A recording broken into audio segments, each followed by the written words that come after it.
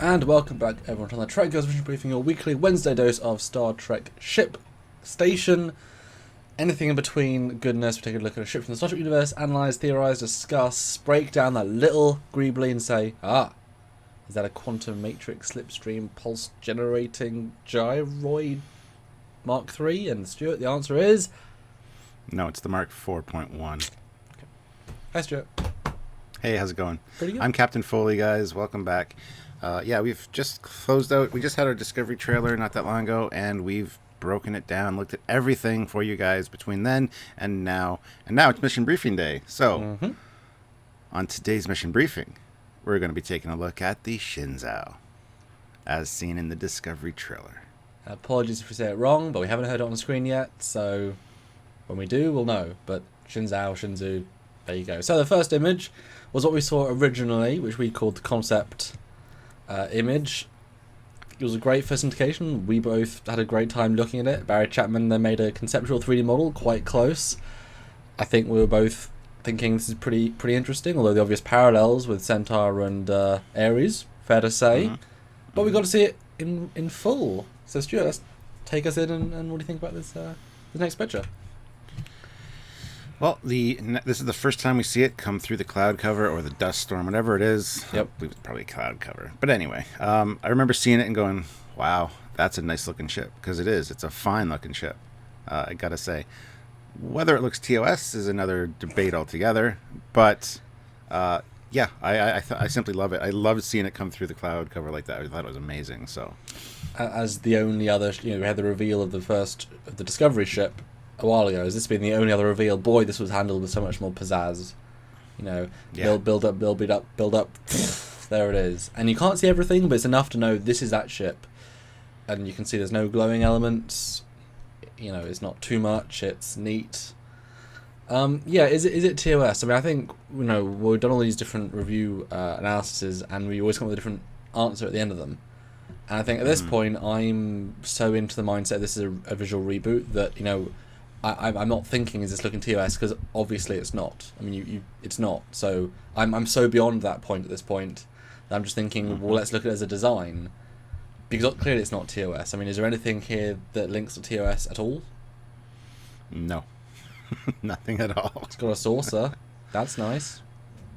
It's got a deflector dish on the front like the NX-01. It does. And we've got some pictures of that sort of later. Yeah. Yeah. So, you're right. It doesn't link in with anything TOS, and as long as they explain that it's a fully visual reboot and actually announce that, I'd be super happy.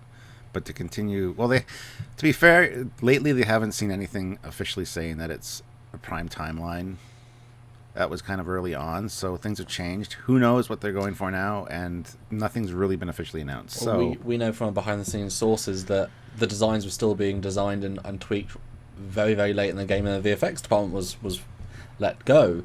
So if they were saying it's prime at the start, and then obviously Brian Fuller left, all these people left, they could have altered the direction after saying it's prime very easily. I mean, you can just give a set, design a new coat of paint, and then build it slightly differently. I mean, it's very easy to do at that stage. I mean, so give it a 6-month delay. Clearly they weren't filming yet, so they could have changed the direction away from that original message.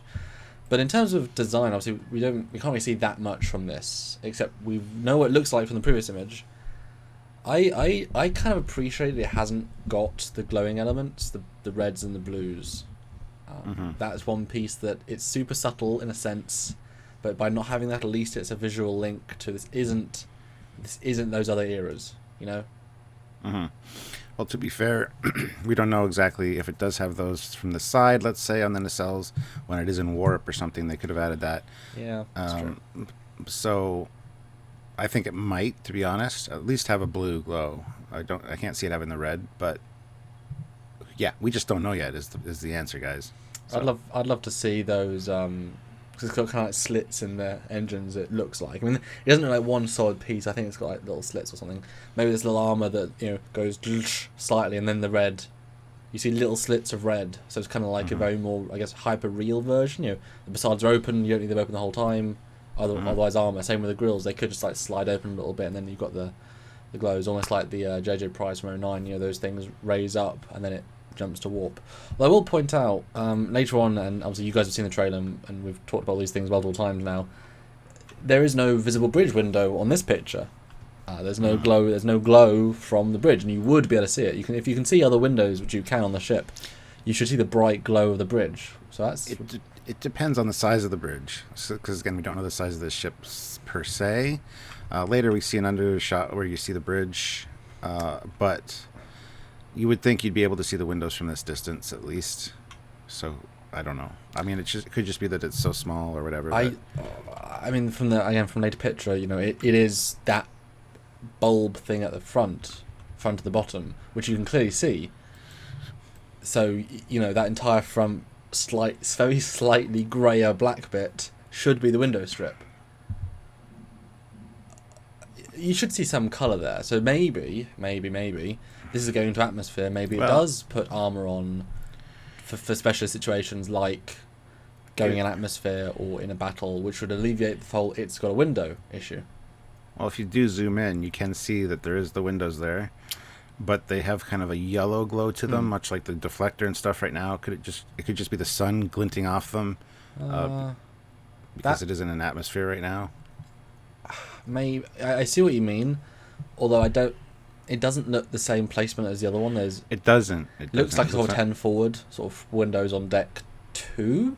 Actually, that's a good question. Would it start deck 1 at the bridge, or is deck 1 going to be like deck 17 or something? Like where does it start at the bottom now, or is deck 17 the bridge? That's an interesting question. I would hope that the bridge would be deck 17, because to start the bridge. If they start redoing decks like that, that's a total why would you do that? But yeah, I think that black spot at the bottom might actually be the bridge here, but it's hard to see. So, like I say, I think maybe the armor or something is maybe go on it just to give extra protection. Because like I said, that'd be an easy solution. But the next picture, this we see it at warp, and it's very difficult to see when you freeze frame it. Look at those 2 prongs at the front. That is the 2 deflector prongs, which we sort of, I think we argued we could see from the concept, the wireframe. But yeah, 2 just like the Columbia, the only ship to have 2, the Columbia, the NX-02. So a nice visual link there, and it makes it look just a little bit different to every single other Federation starship.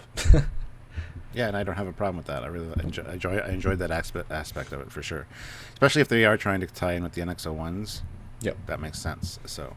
Well, yeah, I think a lot of our consensus is very much an Enterprise sequel rather than a TOS prequel, so yeah, why not? What do you think about it actually having a dish? And I mean, we couldn't see any glowing bits on it in the previous version, so what do you think about having would that be a nice TOS link just to... Yes, yeah. I totally endorse that idea, so yes.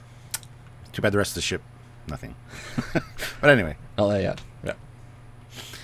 Next picture is again of it in the same warps, the same scene, just it's moved forward a little bit, and you can see the red striping on it, which is nice. It's a nice take. It's almost like this is a specialist ship, like one of the medical transports or whatever that has red striping on it. That was in the 09 one, yeah, absolutely.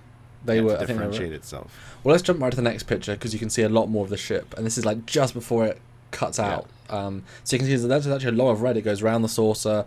A little bit there. I mean, it's sort of difficult to tell, but red is an interesting choice. We talked to Doug Drexler about, originally the ISS, the Mirror Universe NX-01 was meant to have red, everything everywhere, but obviously blood, death, whatever. He said it was too dark against space, so yellow really pops. But this red seems to work. I think it's kind of like Go Faster Stripes, but more deliberate. Like we're placing it here to represent this is Red Squad. Basically, it is. I don't know. Yeah, special survey craft, special scientific craft, something. It's some kind of differentiation from the rest of the fleet, hopefully. I don't know if the rest of the fleet's going to have red on it, because all we've seen is Discovery, and that's changed quite a bit since that alpha version, so... I don't think it would, but I don't want to see, a blue one, and a green one, and a purple one. Don't colour-code the ships. Red is a nice medium. Red works. Yellow sort of works, although that's now been used. But I don't want to see green ship. I want to see, Yeah, it depends how they use it. If they use it very subtly or just on the odd ship here or there that's specifically designed for a specific purpose, then I don't have a problem with it. If the rest of the fleet's kind of standardized, that's good. Yeah. Or if the rest of the fleet has the red on it, that's fine as well, because it ties in with the red banner striping and stuff that they had on the TOS ships. So how would you feel though if, say, because we know that Starfleet is not new, but perhaps there are still those divisions in crews of different races. Maybe red is the human crew, blue is an Andorian crew. Maybe there are some variations. This is the. How would you feel about that if you saw a fleet of three blue lookalikes, but be the Andorian? It would make sense, but at the same time, that really steps away from Gene Roddenberry's vision of total unity and one federation. Yeah. It's like, here, you guys are the Andorians. We're going to send you in first. Look, it's a blue ship getting attacked. Yeah, well, they're okay. They're Andorians. They're tough. We're going to take care of the humans over here. It just seems like that would be an issue. So yeah, I don't like that idea. I can see that being a thing though. Another thing that or that jumps out at me at this picture is these fins at the back. Very reminiscent of the fins on the back of the Excelsior. Although the Excelsior ones are straight up and down. Yes, this is true. Other than that, they're almost identical. And it's an interesting look for a starship to have fins on it. It makes it, like in Deep Space, or not Deep Space Nine, Voyager, when it was on in the Delta Flyer and Tom wants to put fins on it. And they're like, no, they serve no practical purpose. Hey, maybe this was designed by Tom's great-grandfather, or even just grandfather. Admiral Paris's dad designed this, hence the fins. It just goes in the family. That's how Star Trek works, isn't it? I will say, though, that this when you see the fins, this looks like a Mass Effect everything. Because the Normandy is very similar to FTL Effect, has the fins. This is, I'll put a show by show, but this is very ultra similar to that stylistically. Which is one of those, people say this is a lot of this trailer looks very generic sci-fi. I mean, it's difficult to create a voice nowadays, although if they'd stuck with the TOS look, but modernised it, it would have its own voice, because it would be the Star Trek voice. Try to recreate the wheel. Even the JJ verse had its own voice because it was a odd version of TOS, like it was a hyper clean Apple version of, like it was a wrong TOS. Yeah. I will say that, we don't know anything about the ship really. But is that a shuttle bay? Oh no! Well, no. You can see, I guess maybe 3 windows, but just below it, I think that's a shuttle bay door. It's got those little. It's very, very subtle. Checkerboard. No, below that there's. On the wireframe there was a bit there. I think that's a shuttle bay, and it definitely looks like there's a door there, which is a pretty big door. But do you think? Do you see phasable turrets? Do you see any visible armaments? Do you see any? Well, on the left side, on the striping there's 3 ball things. Those could be phaser turrets. So I don't know if those are specifically ball turrets or if they tie in more with the NX-01 superchargers. The supercharger thing that they have, yeah. I mean, it could be. When I zoom in, they don't look uniform shape for 3 of them.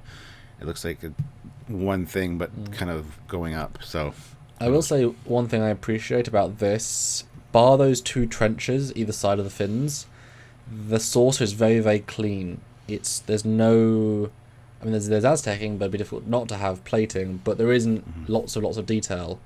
So at least there is that simplicity of TOS NX era, or most Trek is simplicity. There isn't greeblies out there, which is nice. They didn't go full Star Wars or full whatever, which I certainly appreciate. Okay. So next picture, we are back at this great picture, because the question is, Stuart, the bridge. Now, we saw it in the trailer, the wrong way around, and this leads to questions. But if you go to the next picture, this is the trailer shot, but rotated the right way up, because you can see the engines are this elevation. So this is how it's meant to look, and you can see there's this big dome. But this is where the bridge is. Big open space. But let's not talk about the Brit window for a second. What do you think about the rest of the detail that we can see? There's not a lot, but what do you think about everything else? Well, the architecture seems very... seems almost sovereign-esque in its design. Just the way the detailing is on the hull. Yeah, it's very post-TNG, isn't it? Just this one shot out of context. Yeah. Now, I can see a registry number over there on the right-hand side, too. 1227 or 3 NCC. Yeah. So it's 200-ish after Discovery, maybe, if that's contemporary, but that's not necessarily how it works. Yeah. So I again that holds to the TOS kind of aesthetic of having the 2 registry numbers on each side on the underside instead of the one at the front like in the refit. Well, the NX has that too, which is good. And it looks like the self-illumination a little bit, maybe. Or it could just be sheen. I do like those engines, how much different leveling there is. And I hope in some technical manuals later on they explain what those 2 bits are that are between the wing and the engine. The nacelle, I'm sure they will. Yeah. Well, maybe. You got to look too, though. Based on this picture, there's no line of sight. I mean, there is on the top of the nacelles, but there's no grills showing line of sight with each other. So line of sight rule is broken yet again. Possibly. What if it bends slightly? Well, that can work for dreadnoughts and stuff too. So the line of sight rule is then null and void. But the next picture is the inside of the bridge. But look, Stuart, the dome thing is on the top. So if you get the next picture, but the dome thing is on the top, right? The dome. Well, that's just the way they had to design the bridge would be like that anyway, because even if the bottom's like this, you have to have your bridge flat, so there's going to be sensors or something underneath the bridge. So that's just the styling of the bridge that we've come to know and love. Doesn't mean that the dome is the same dome. Yeah, if we go to 12.5, this is a little comparison photo I made showing that, I just find it so fascinating that they put both lines of shapes. They have, these girders going up to a point, but actually that's the top, and yet the bottom is girders to a point. It's kind of like double shapes. Mm-hmm. Very, very misleading, but as you can see from the middle picture, she is represented, boom, boom, there it is, out on the bottom. So they're not up. This was a big question we also had. Are they actually upside down, standing on the ceiling? But no, it is this conventional way. It's just on the bottom of the hull. Yeah, which would make perfect sense. That would get so disorientating if you're... Yeah. I don't know. It just seems an odd reason to do double design. 9.5 is an interesting one because I was clarifying, is this really the Shenzhou? And it is, actually. I got it confirmed. This is a very, very detailed shot of a bit that you don't get to see in the rest of it. And there's a lot of little details. If you see, there's actually the bridge dome, just very much like TOS, right at the bottom there, and 2 turbolift shafts, which is very much refit, which I appreciated seeing. Yeah, okay, and I love seeing the external turbolift shafts if those are indeed that. I mean, we've seen even on like the Ares for Axanar and the Federation class from Franz Joseph actually have more or different placement for turbolift shafts. This looks really good, and I really like that idea for having the 2 turbolift shafts off the bridge. That is the bottom of the ship, and it's 1227. So I mean, yeah, that's really cool. Although, do you notice one other little thing, and I'd be interested to know what you think. If you look just past the 1227, there are 2 little things in a little alcove. Are those phasable turrets? I don't think so. There's also, behind her, there's also one. I think they're probably RCS thrusters. There would probably be one.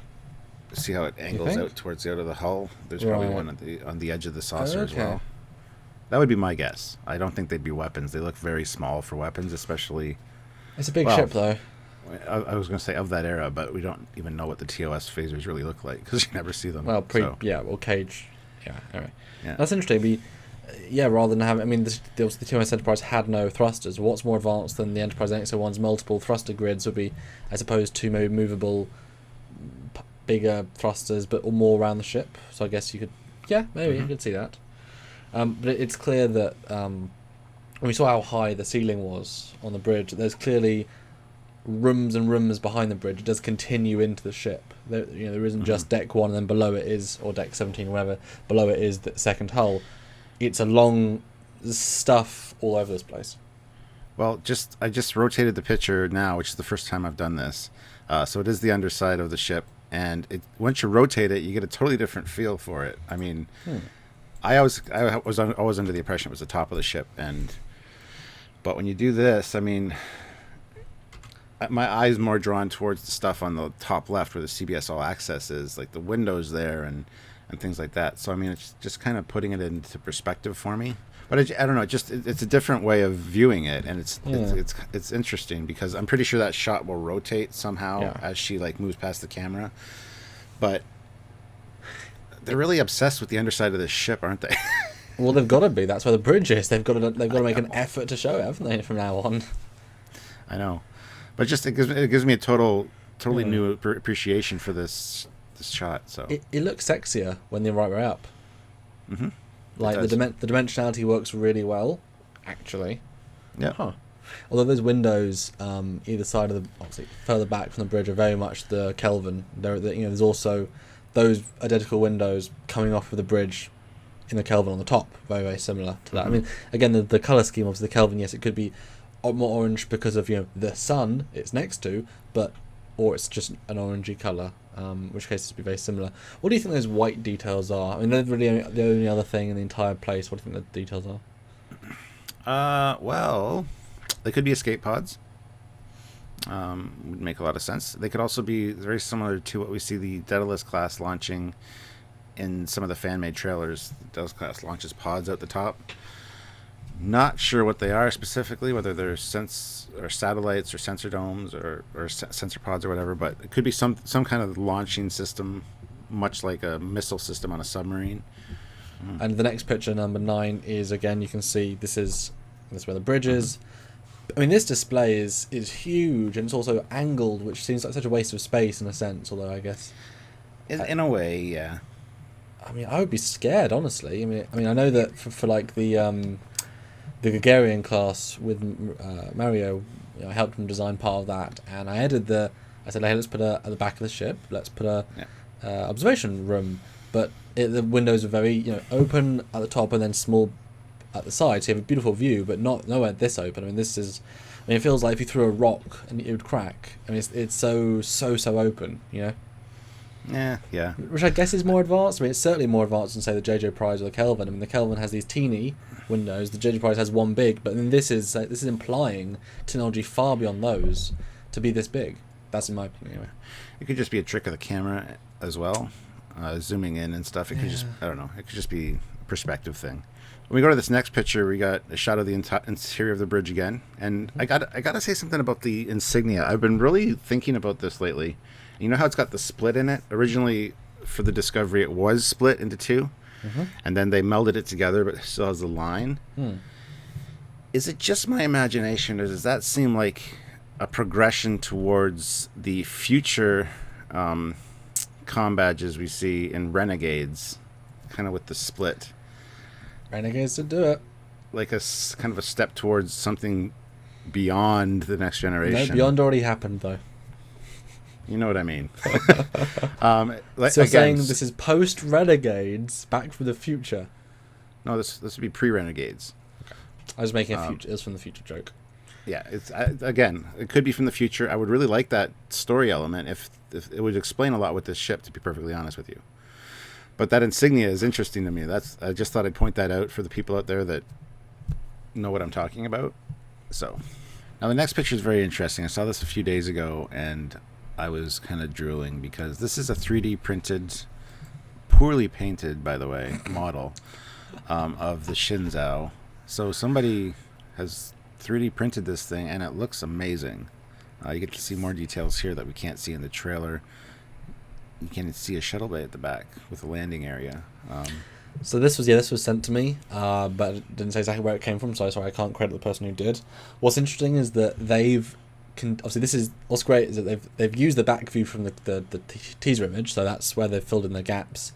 But it looks like they've kept the red concept and actually added stuff to the pylons, to the engines. What do you think about having that much red? Because it really, I don't know. What do you think?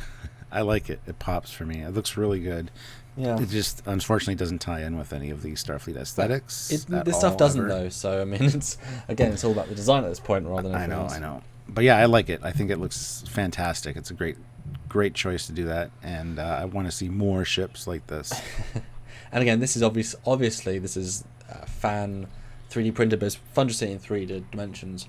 But in this iteration, it looks as if the impulse engines are those very much Enterprise E, Enterprise B, 2 prongs sticking out with potentially another 2 above the shuttle bay. Although I don't think those would be impulse, just because that's a silly placement, power where your shuttles are trying to launch from. But hey, it's cool. Yeah, I love the smooth look of the top of this, like no bridge module to kind of mess with it. I love that it's on the bottom. So Yeah, this is a fantastic ship, guys. In my estimation, this is a nice looking ship, but again, this has got to be post Voyager. Oh yeah, this is perfect post. I mean, you've got the extended shuttle bay docking bit like the Titan. You've got the engines like Prometheus, but the armor to take out the Basards. You've got long engines like the Sovereign. You've got the spikes like the Enterprise B, whatever they like spikes. Yeah, it's very naturally that sort of era, and it looks fast. It looks advanced. It looks sleek. It looks rugged, but not too rugged. Mm-hmm. It's neat. So in our estimation, we like this ship. I think we like the design, and we look at a lot of designs out there. Where it fits into the era of the timeline, we're gonna not that. This last bit was not about that. It's just about the design aspect. So take that as you will. But as an actual Star Trek design, wonderful, and a very, very, very natural post Centaur refit. Yes. I mean, absolutely. This is its bedfellow, its brother, without any question, sort of thing. Yeah, and ending on the concept picture. So what do you think, Stuart? Now, I mean, this picture really did give most things away, which is nice. We got almost everything about this design from this picture. But now you've seen a lot of views of it. What do you think about the ship in the final? Like I said, it's a fantastic design, but it doesn't speak to the right era for me. But again, if it's a rebooted universe, you're going to reboot all the visual references and cues. Okay, fine. I get it. I mean, it's a new ship for modern day, but I love the ship. This is such the dichotomy of it. I love the ship, but I hate that it's in Discovery and supposed to be pre-TOS, like 10 years pre-TOS. Exactly. And that is it, guys, this week for the Shenzhou. We got some great new views, and we hope you appreciated our little look at.